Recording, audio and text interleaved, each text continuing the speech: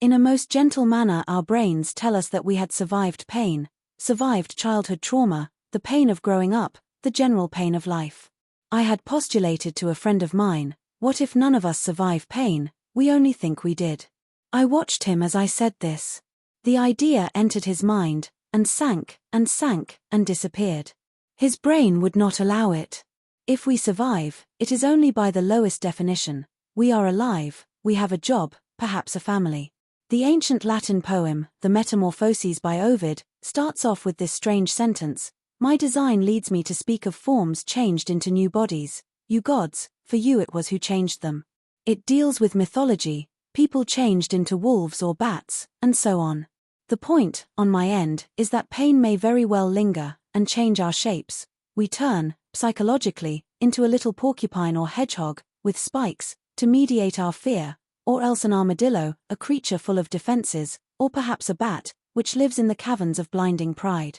From my end I suspect we can only truly survive pain by forgetting, and this forgetting occurs as an active process of the mind, beholding newness.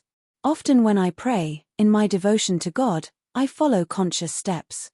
I seek His presence to feel validation of my worth by His affirmation of love.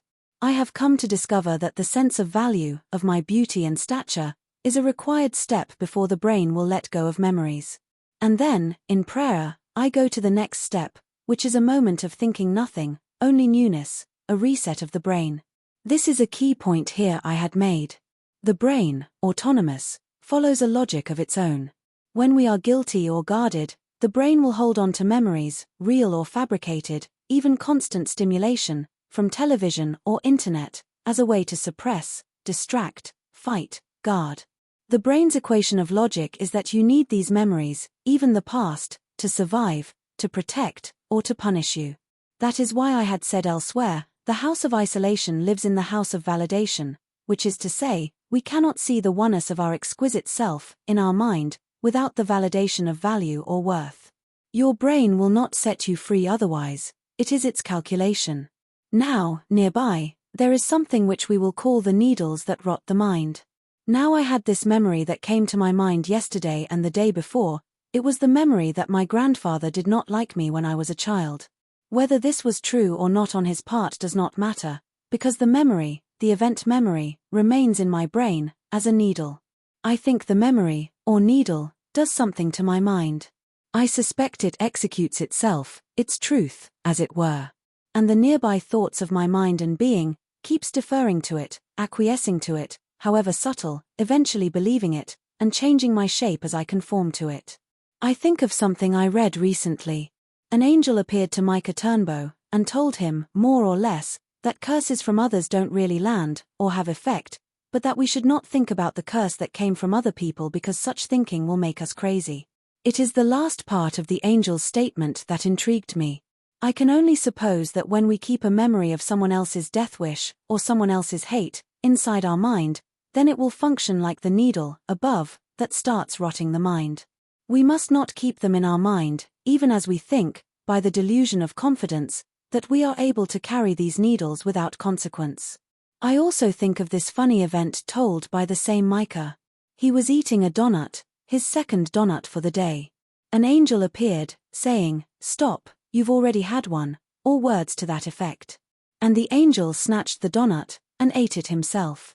I was thinking this morning if there was some lesson here beyond the donut, beyond eating too much sugar, and that gratification can sometimes be a thing that closes doors in our mind, as far as the vastness of thought.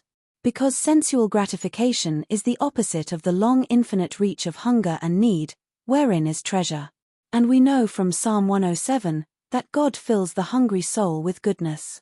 Perhaps we all have two faces inside us, the one is our exquisite self in value, and the second is the fabricated sense of ourselves, full of memories, pain, and needles. We should not eat this second donut. And here I will impose the poet, Sylvia Plath's poem of the mirror as a forced allegory.